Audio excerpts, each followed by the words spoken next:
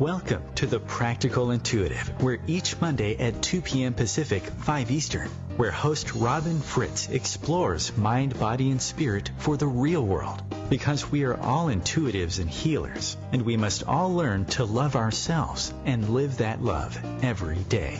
Robin is a trained and certified intuitive and spiritual consultant and hypnotherapist with an international practice based in Seattle, Washington.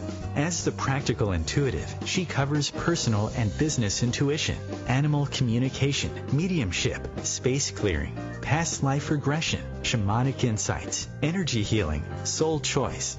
It's all here. Readings, healings, and funny, warm, thought-provoking conversations. It's Robin Fritz, the Practical Intuitive, helping you mastermind body and spirit for the real world. No ifs, ands, buts, or BS ever.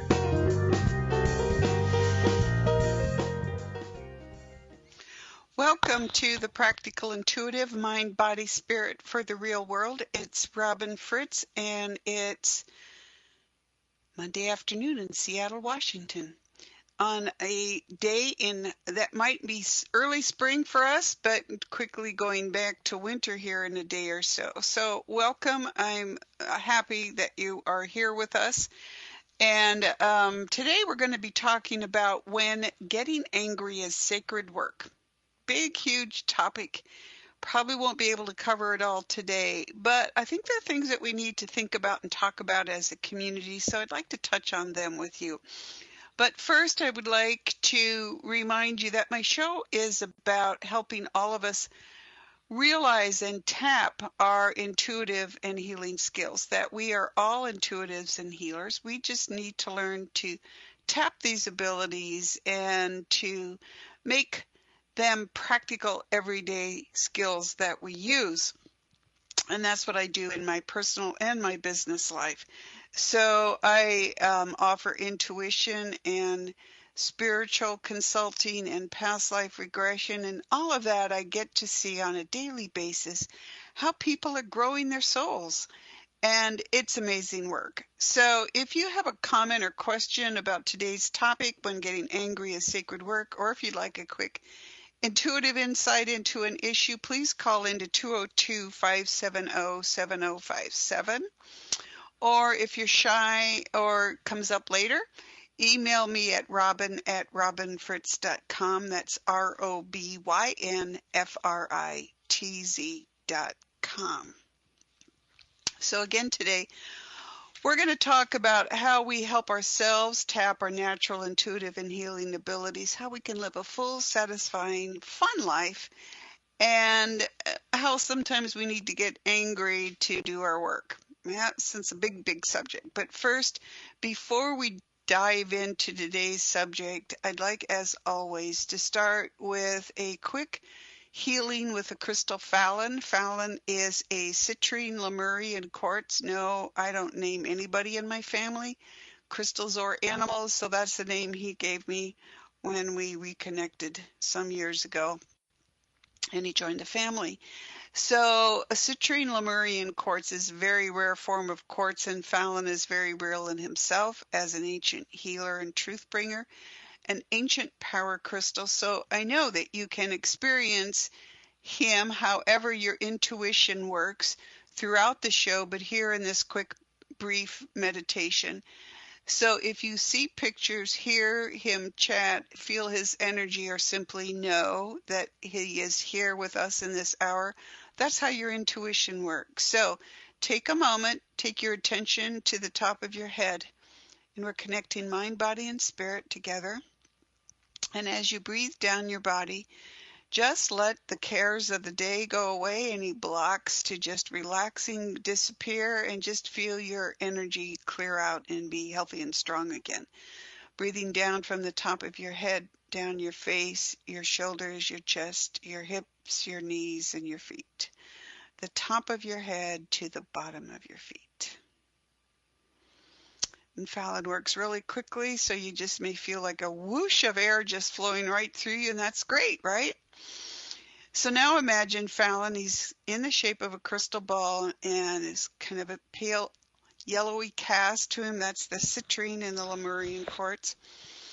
rotating outside your body, down at your feet. And as it moves up your body, just imagine that you're letting this healing energy flood your body straight to your heart. And with each beat of your heart, flows through your bloodstream, through your entire body, filling you up with healthy, positive energy.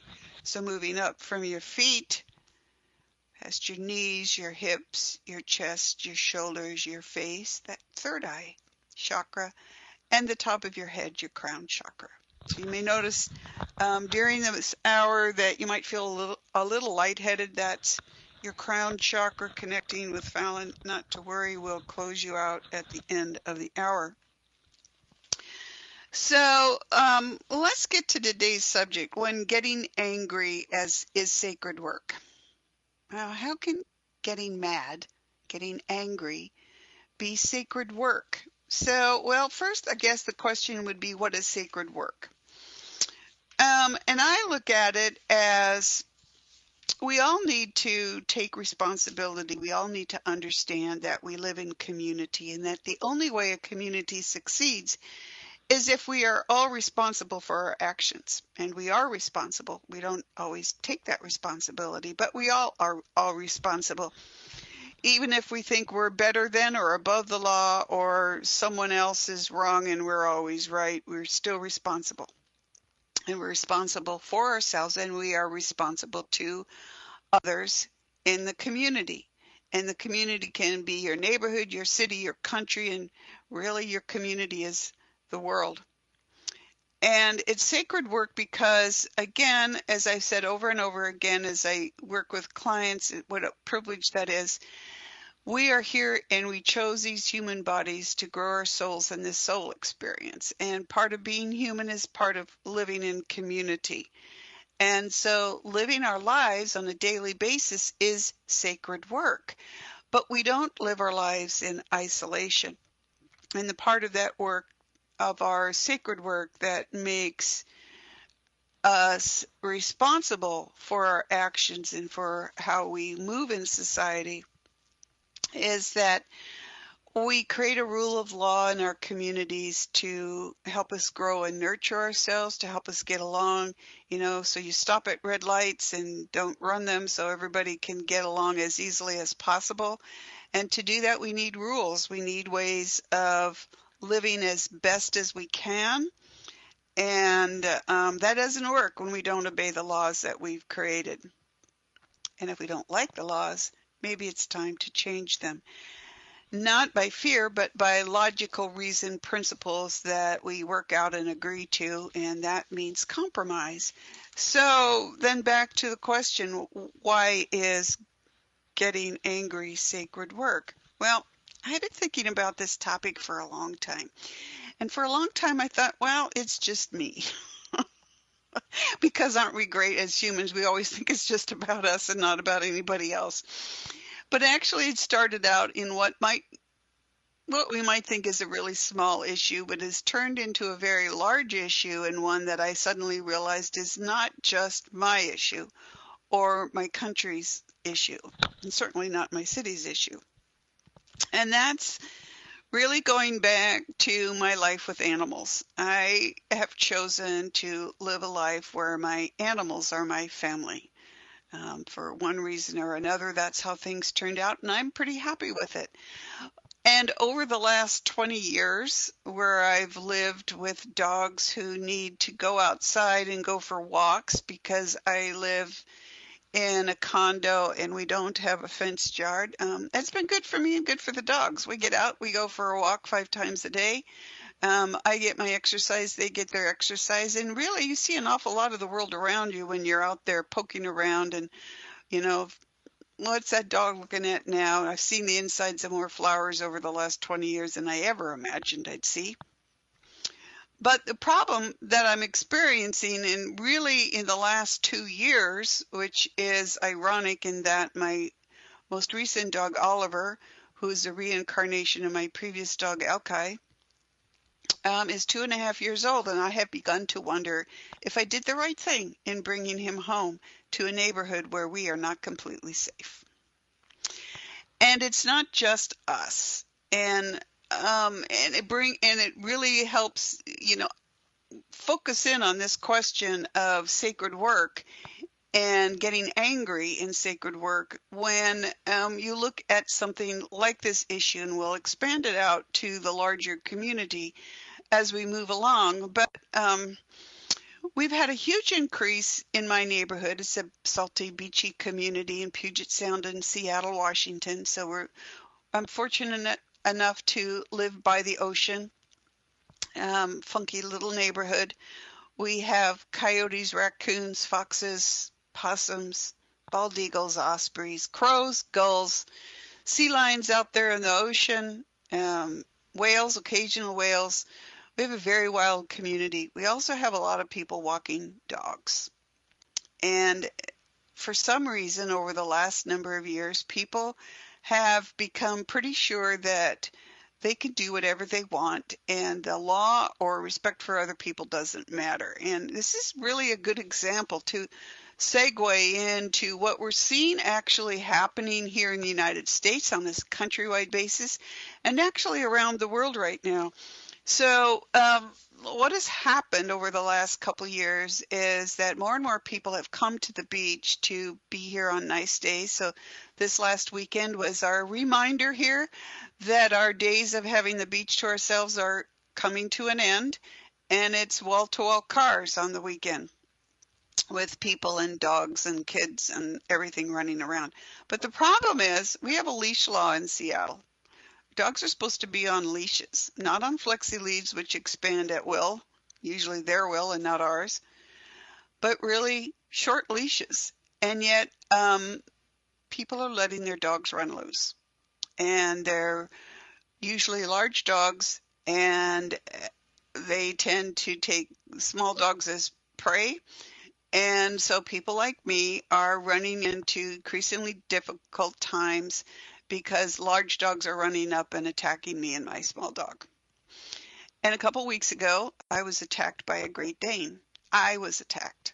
I picked my dog up to avoid a loose dog, and the next thing I know, a Great Dane was standing on my back and growling at my neck and trying to snap my dog over my shoulder. Okay, and that's when, once I was safely removed from that situation and we were not physically hurt, although I did suffer from basically whiplash for the following week when a dog that size jumps on you. I ended up calling the police, very upset, quite distraught. I mean, it was potentially a life-threatening situation for me as well as for my dog. And the police eventually came, and then that report went to animal control, and they called me several days later. And then I happened to be out with my dog, and animal control drove by, so I flagged him down, and we had a conversation. And this is when everything changed for me. Now, I have been attacked by dogs, and my dog and I have been attacked by dogs a lot lately, and we're not the only ones. And everyone out there is going, what is going on out here? Why are all these people letting their dogs run loose? And I asked them, why put your dog on the leash? Oh, your dog is on the leash. Your dog is the problem. My dog is fine. And it's like, no, you're breaking the law. And no, if a human ran up to you like your dog is running up to you, it's assault and battery. Okay, it's also very dangerous. This is a busy community. The last people I yelled at, two women jogging down the street with their lab, I said, please put your dog on a leash. They said, well, your dog is a problem. And the next thing you knew, their dog was in the street. Okay, a potential hazard for the dog and for the oncoming car. But here's what we've noticed, and I've talked about this with people, and I talked about it with animal control and with the police. People don't respect the law anymore. And is that not what we're seeing around the country and around the world? People don't respect the law. They decide that they can do what they want, that they're entitled, that there's no reason for them to do something they don't want to do. That fact that there are dog parks where they can let their dogs run, or they can buy a house and put them in behind a fence and let them run there, makes no difference. They can come to the beach and let their dogs run loose. But it isn't just my neighborhood. It's all over Seattle. And it isn't just Seattle. It's everywhere I've looked to move. to think that I could be safe with my dog on the street, which is simply not possible any longer. Not in the way where I can feel like I can walk and not have to protect myself. And here was the interesting conversation with the police and with animal control. We have a police officer whose responsibility at least should include 5 other officers and does not, just one. In a city of 607,000 people, we have 8 animal control officers in a city where we have more dogs than children. And the very simple answer is that we don't have enough people to do the work. We don't have enough police officers. We don't have enough animal control officers. And what's happening? Because there are laws that are not being enforced, people are not obeying the laws. Well, what is your sacred work in that situation? That's the question. What does that mean to us as citizens? What does that mean to us if you just want to enjoy a pleasant afternoon? And what does that mean for our children in schools, for the rule of law in our countries, for how we handle every issue from taxation to immigration? What does that mean for us? It's a tough question, and we'll deal with this more here after the coming break. But if you have any questions or if you'd like to chime in with what you've noticed, please call in to 202-570-7057, and we'll be back after the break.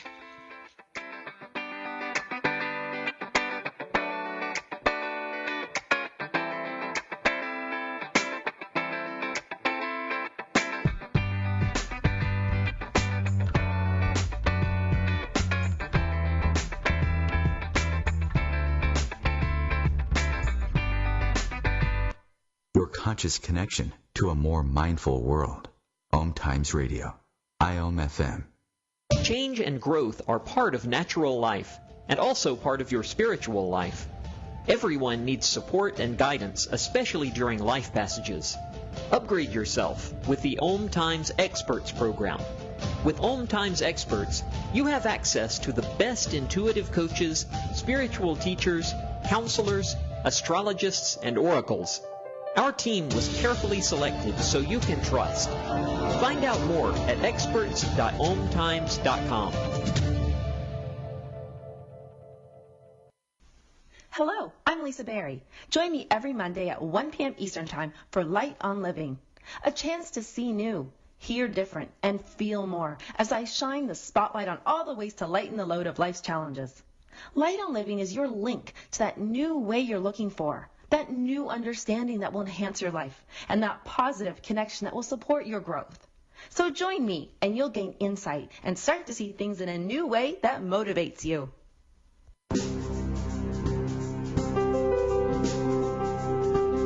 Shopping for yourself or loved ones?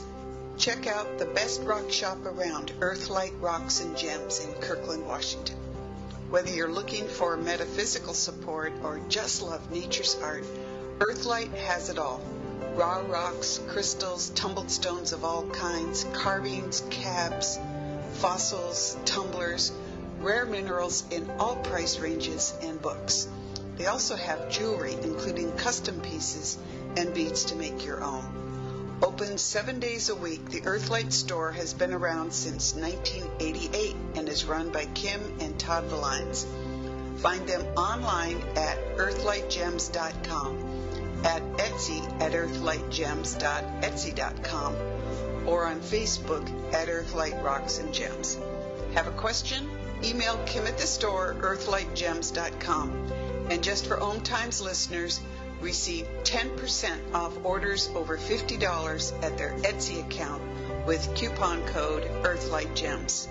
That's earthlightgems.etsy.com or the store at earthlightgems.com. I'm Fidel Nsombo. I was born in a city called the Bukavu in the Congo. We were a loving family, and then, boom, everything that I had disappeared in a single day. People think that when you are a refugee, and they resettle you to America, and all your problems are done. They don't understand that that's the beginning of everything. I was not born a refugee. I was made one. It's time we welcome refugee families with open arms. Learn more at embracerefugees.org, brought to you by the Ad Council.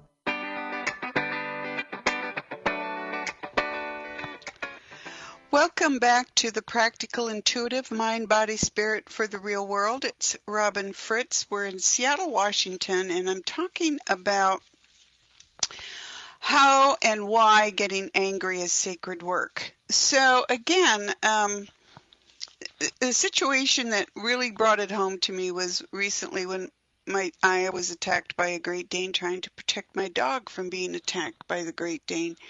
And in a conversation with the police and with animal control, I realized, shockingly, that I was part of the problem, not part of the answer. And that really set me back, and that's how I got to the topic of today's show, was to really stop and think about what was going on around me and what was I doing about it. Because sacred work, our sacred work, all of us together in community, is to take care of ourselves and of each other, to create laws that work, to enforce the laws, and to speak up if it's not working. And that's the part where I hadn't followed through as well as I could have, because this was not the first time that my dog and I have been hurt. In fact, not even the most serious time. I don't even want to think about it anymore. But I've been savaged by a dog, and so was my dog once. And it is a horrible situation, and it is not something I want to see anybody else suffer, nor do I want to see it happen to children who are walking around here. So my conversation with the police and animal control, I realized that there just aren't enough officers out there to enforce the law. And sadly, we're people, we're humans, we need the law. We need laws that are enforced because, I guess, we just don't think we need to obey them otherwise. And we've all had those instances of being children and finding out, the hard way that our parents disciplined us for not following the rules. But, things are different now. People are out there and they decide that they're entitled. They're entitled to do what they want and that other people don't matter. And that is, again, part of their failing in their sacred work. So when I was talking with these people, it became apparent that not only do we not have enough officers, but when I'm looking around at what's happening in the city of Seattle, that we're creating issues here in the city of Seattle that are more than first world problems. I mean, we're doing things like, come on, deciding to give free college, 2 years of college to any high school student in the city of Seattle, when we're not having adequate services in terms of enough police or animal control officers or any sort of services that keep the city running on a fundamental basis for everyone. That's a question that we all need to deal with. Well, the answer in Seattle is a Seattle City Council that decides how many police and animal control officers there are. So while the police and the animal control are telling me, well, there just aren't enough of us, I realize that I'm the citizen and I'm the one who needs to go to City Council and say, hey, what are you people doing? Why can't we solve this problem? What's going on? And so I've been out talking with people, and I've been out making notes about it isn't just my problem. I'm not the only person who's noticed this. I'm not the only person who's had an incident. And the police officer, when he left here that day, checked our front door in our building and said, we don't just have the dog issue. And he goes, that's bad enough. He goes, but we have carjackings and home invasions. And he goes, well, there's just not enough of us to keep up with it. And the rest of his unspoken comment was, you people have to start taking care of yourselves. It's like we're going back to the Wild West or something like that. But the biggest problem is making the people who are in charge of creating the laws understand that the laws that they exist are not working. And that's where, again, I had to get angry angry enough to call the police, angry enough to follow through and say, this is enough. We have to stop. We have to find a solution. And angry enough to start creating a solution so that our government actually follows through and makes it a law. And it was just really interesting. This coincided about the same time that friends and I went to the musical Hamilton. And here we're watching, I mean, whoever would have thought, I mean, we would be interested in something about our founding fathers, that we'd go and be entertained by us instead of just, reading a book. And yet what was really deeply moving in this show was to show these people as flawed humans, just like we all are. We're all flawed. We all make mistakes. We all have our desire to achieve or to be the best or to be recognized as the best. And they had the same issues, but they did have a vision. They had a vision of a society where things could be different, where people could live differently, where they could act differently. And yes, in the circumstances of the time, that still included things that we don't approve of today. But it was an example of progress. And now we're looking at our country and other countries out there, and are we making progress? And what should progress look like? And when I look at progress, I look at my ability to walk down the street and not have panic attacks because somebody's loose dog runs at me and jumps on me. Not have to go to the ER for myself or for my dog because somebody wasn't being responsible and we got bit. And I've been there at the ER from a dog bite. And I was told in the city of 607,000 people that this happens every single day. So why aren't our authorities taking responsibility for it? And it's because we, the citizens, are not. And that's what I realize. I can scream all I want, and people now cross the street when they see me coming with Ollie, and I am just fine with that because I don't want to see them and their dogs. There's some dogs that we like, and they're fine. But the others, people aren't training them. They aren't taking them to socialization schools. And ironically, I'm hearing the same thing from owners and workers in pet supply stores and in dog daycare centers, that people are just dropping their dogs off, that there is no sort of training that goes on. Their dogs aren't properly socialized.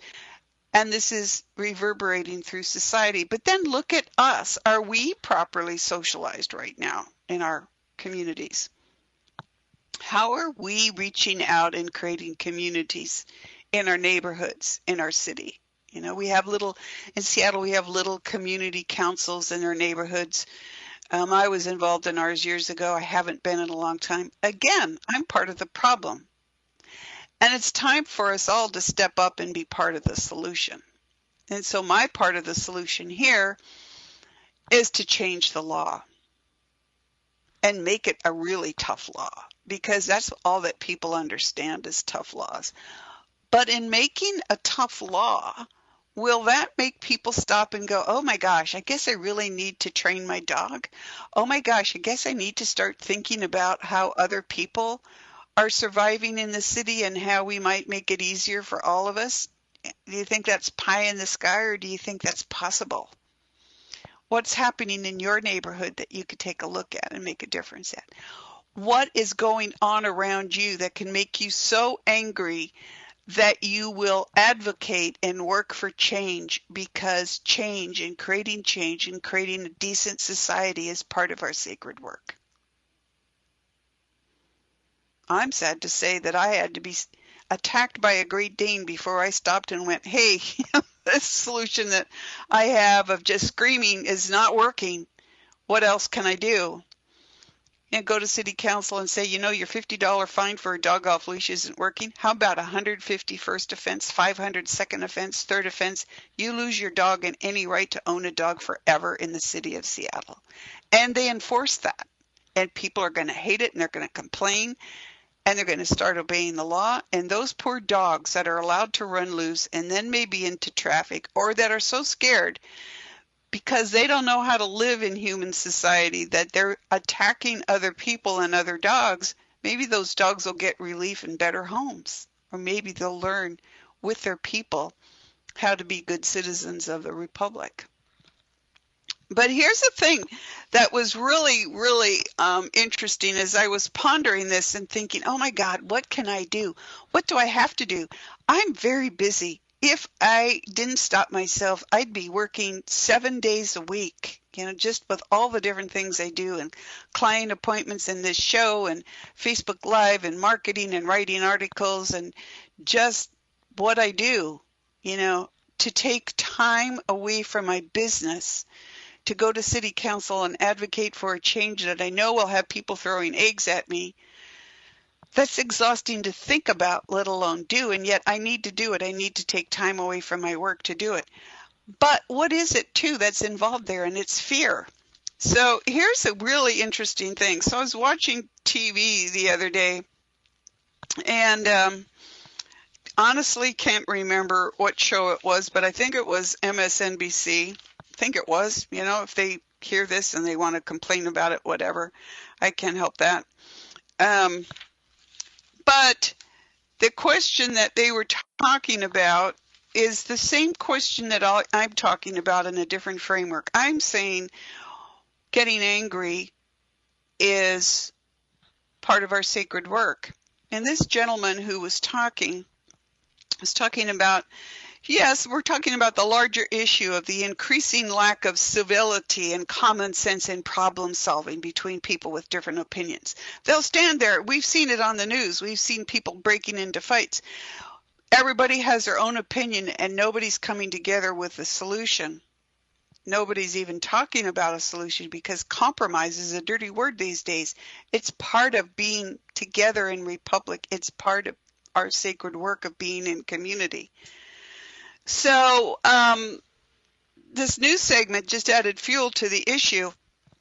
The conversation was not just on politics, but on the charged landscape that we're living in these times. And the topic was fear.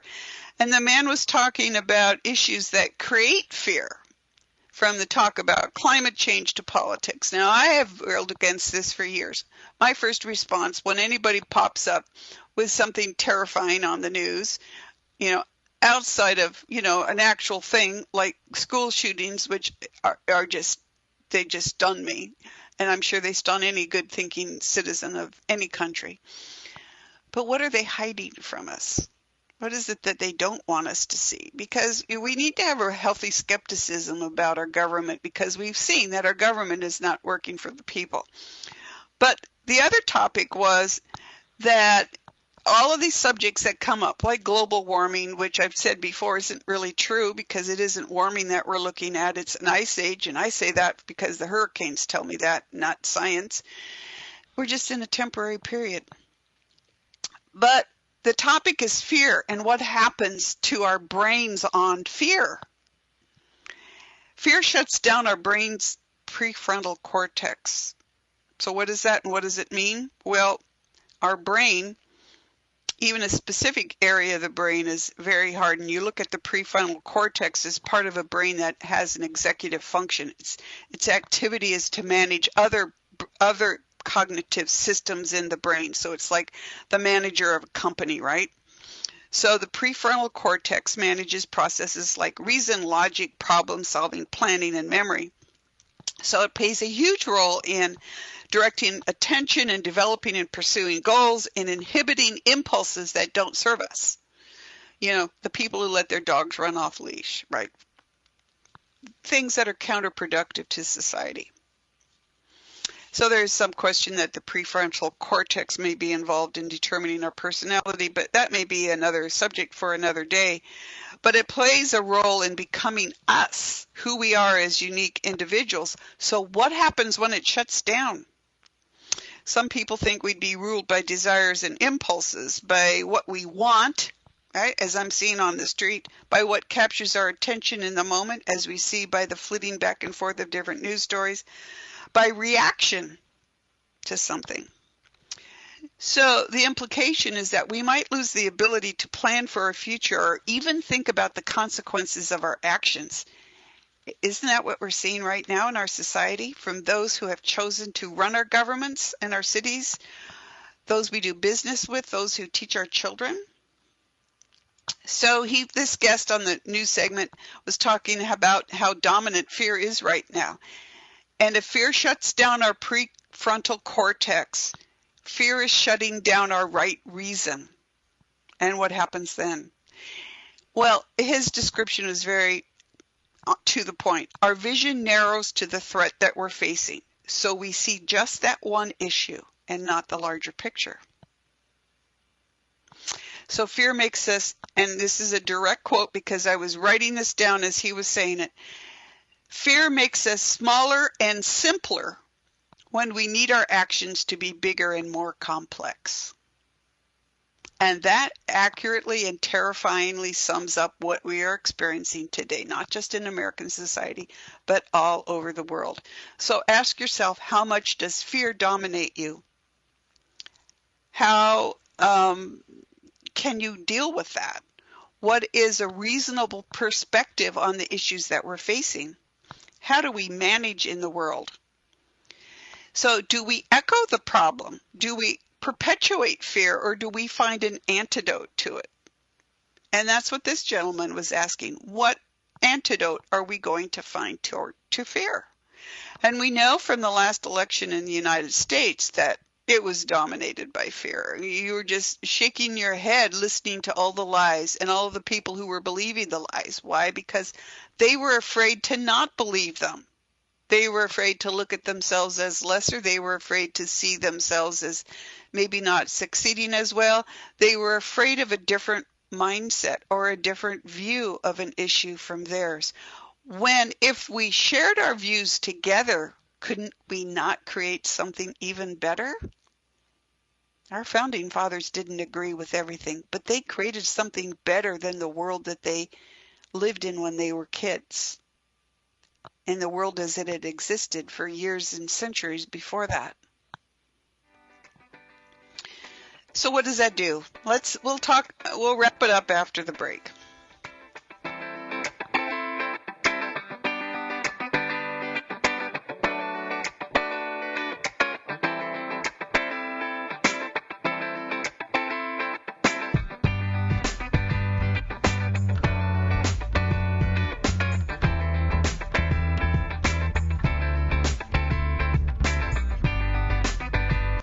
A conscious lifestyle for a mindful life. OMTimes Radio. IOM FM. Ascending Hearts is no ordinary dating site, but a spiritual dating site with a purpose, to link you with your soulmate. We engineer the serendipity so you can trust that you will attune with someone that has the same matching vibration as you. Ascending Hearts, the conscious dating site for the spiritually aware. Try Ascending Hearts for free. AscendingHearts.com. Hello, I'm Sandy Sedgbeer, host of OMTimes Magazine's flagship radio show, What is Going On? My passion is sifting through information, research, and innovations from new thought teachers, speakers, and researchers pushing back the boundaries of what we know about life, energy, metaphysics, and the universe. I love shifting perceptions about who we are, why we're here, and how quickly impossible becomes normal when we open our minds, expand our awareness, and accept that the only limits that exist are those we place upon ourselves.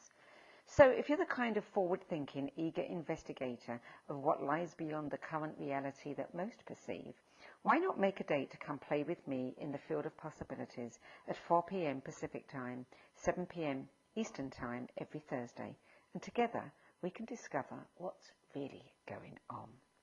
Today we decided to walk to school. The light counted. 15, 14. 31? 13? We took a left on Carroll Street. Danny's smart, but he gets distracted. He realized he forgot his homework. I hope he doesn't have another bad day at school. When you can see learning and attention issues from their side, you can be on their side. That's why there's Understood.org, a free resource for the parents of the 1 in 5 kids with learning and attention issues. Go from misunderstanding to Understood.org. Brought to you by Understood and the Ad Council.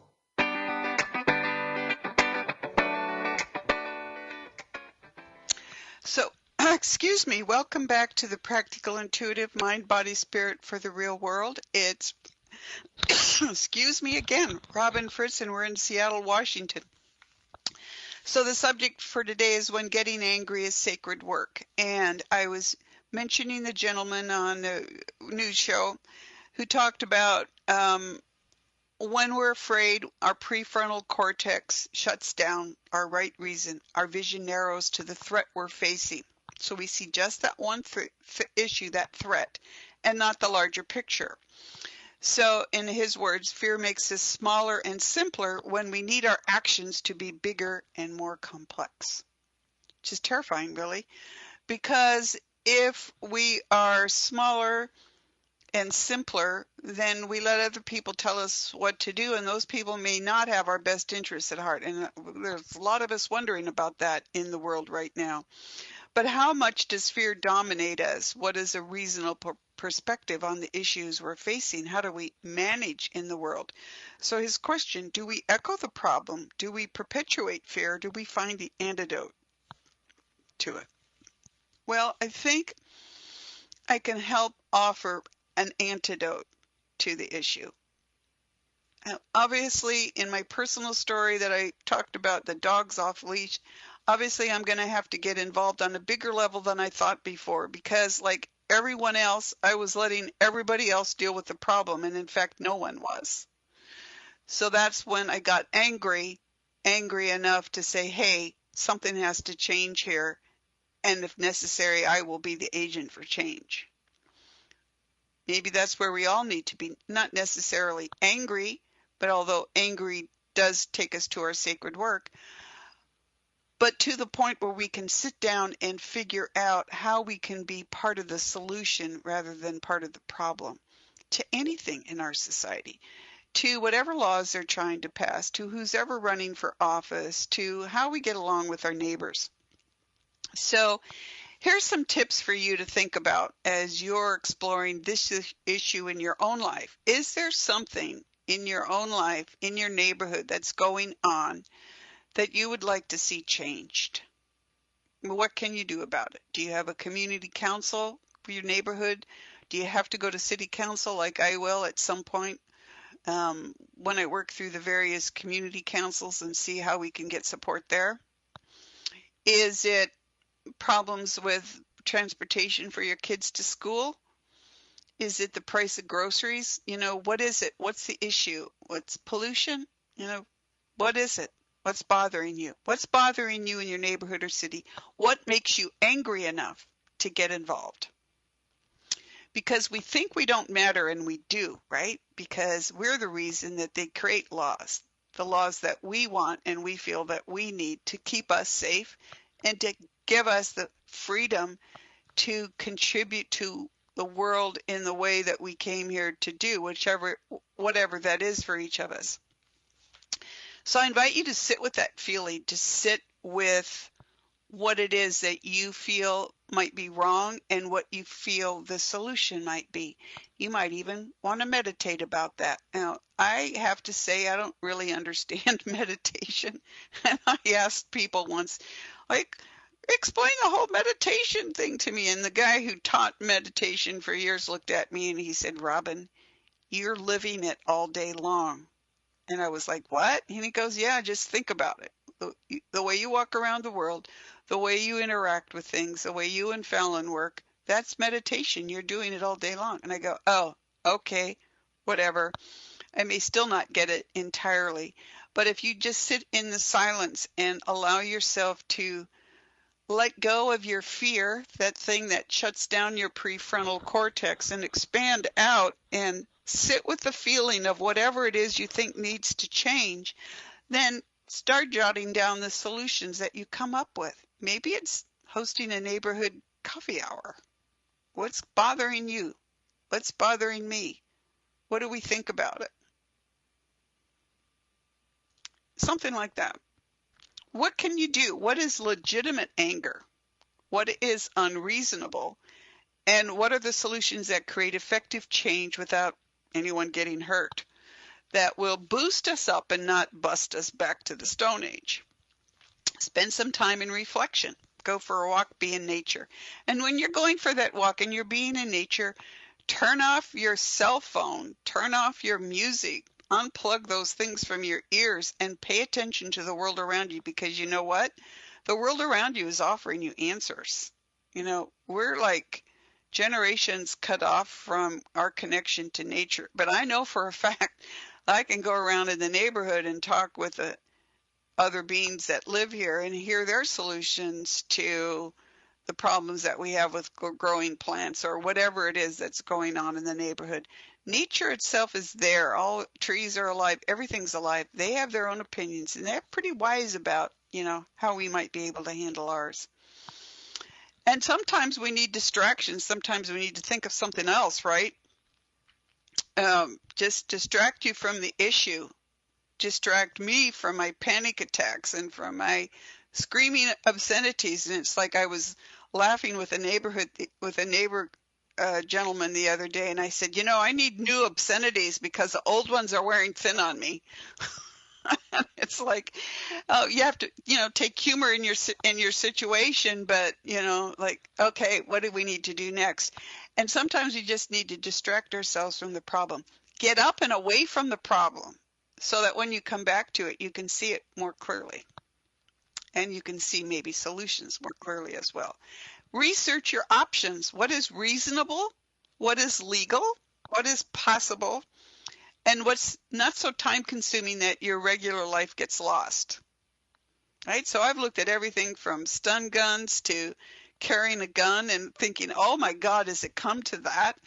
I hope not, but what are the solutions? What is possible for you? I mean, look at your physical situation. Look at your financial and your work situation. How much time do you have to give? I mean, that's why we elect people to run our government in the first place. We're paying them to do the stuff that we can't attend to all day long. And yet, they're not supposed to go off and do what they want. They're supposed to go off and do what we want, right? So we need to get more involved. What is possible for your family? People have different family obligations. How old are your kids? Do you have kids? What other obligations do you have in your family? What are the cultural issues you'd like to see explored or changed? And that's a step beyond what's immediately going on in your neighborhood and your city. What are the cultural issues? Well, right here in the United States right now, we're looking at immigration. We're looking at what people from different countries mean to us. What should they mean to us? What should we mean to them? How does the definition of boundaries in a country change how we look at the world? What can you start at home next door in your neighborhood or city that's going to make a difference? Is it a neighbor woman? Well, she's not a neighbor, but she lives here in West Seattle. And she created this amazing thing. She's fascinated by our sea life. So she created something called a whale trail. And that is stopping points along the coast, all the way now down to California, where people can stand and see whales go by or other sea life that's out there. And I see people all the time standing at this sign, the whale trail sign down here, and they have pictures of the different kinds of whales and the sea lions and, all the different things that we can see out there. That was her passion, and she's making a difference in the lives of people who are looking out at the ocean and wondering what that is. What's that thing out there? What am I seeing? Yeah, that was her passion. That's her contribution to the community. She's awesome. So it doesn't always have to be the stuff that scares you. It could be the stuff that inspires you. And how do you go out and make that part of your work in the world? Did she get angry to do that? No, she didn't have to. But she was interested. And she was inspired. And she wanted to do some good. And there are a lot of us that are really devoted to our native orca population, which is on the brink of extinction. And maybe getting people interested in them is one way to save them. One way to reduce our strain on the environment so the salmon runs continue to feed our local orcas, because that's all they eat.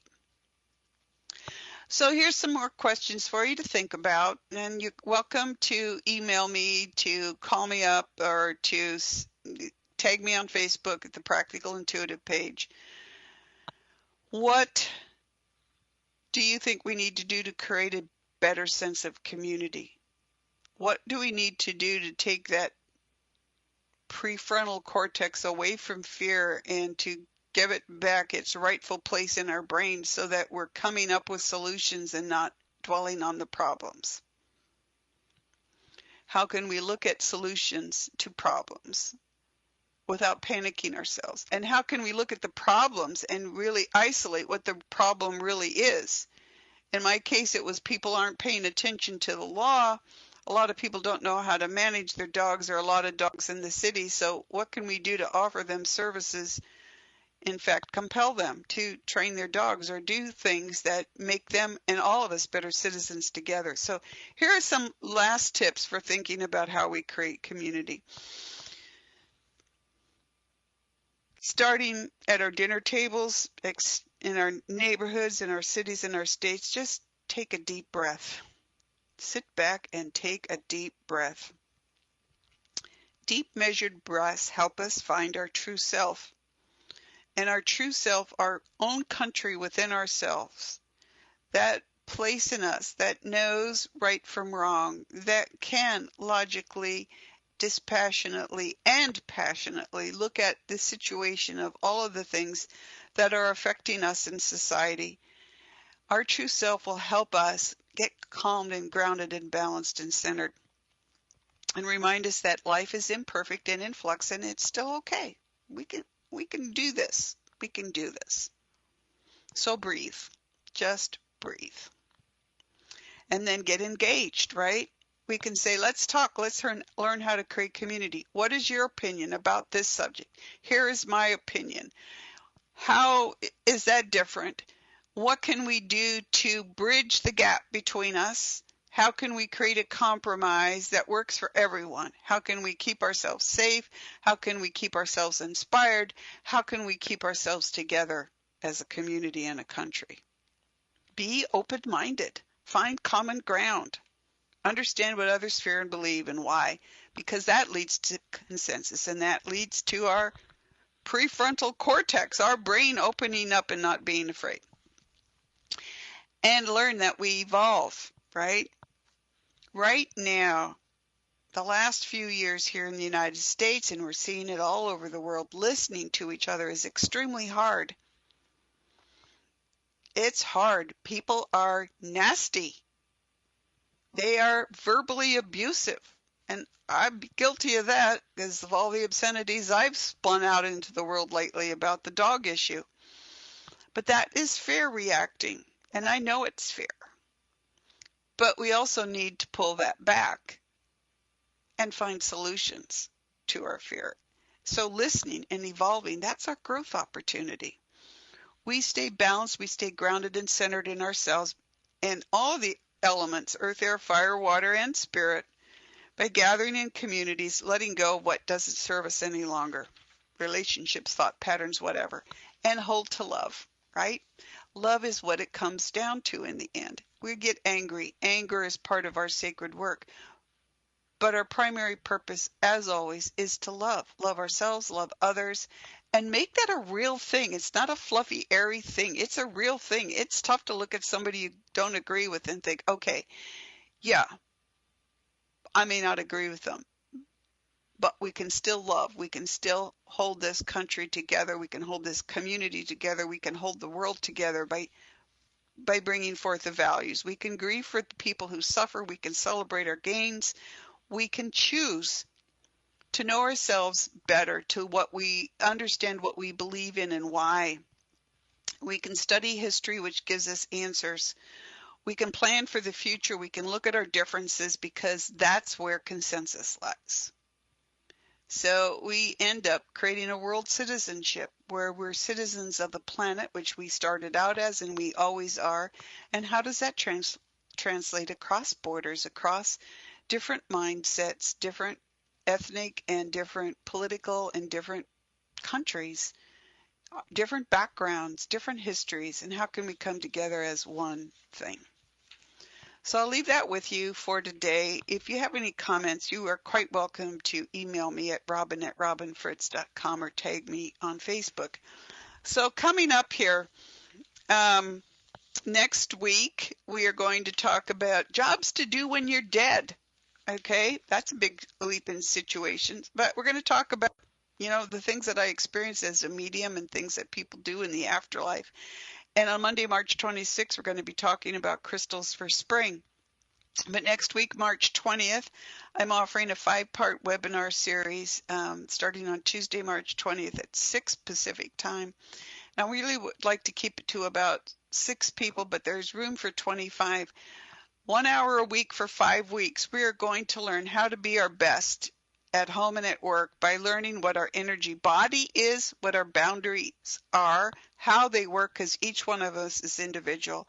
We're going to lots of exercises that I've developed over the years in training people how to manage their boundaries, healthcare professionals in particular, how that works for us, what it looks like, how we can manage them on a daily basis, how we can work at home and at work, and how the little tips that we get through, plus you get to work one-on-one with me. So that's at Experts Platform, OMTimes Experts Platform, experts.omtimes.com/Robin Fritz, ROBYN FRITZ. But as we get to the end of the day, I just want you to think about, if you're afraid of something, is it part of your sacred work, and how that can be for you? So cross your hands on your heart, breathe into the palms of your hands, then blow into the palms of your hands in front of your face. Feel that air, and then put your palms, again, cross your palms on your heart. Getting your grounded and balanced back into your bodies for the rest of the day. Thank you for joining us. It is a privilege. We'll see you next week. Goodbye.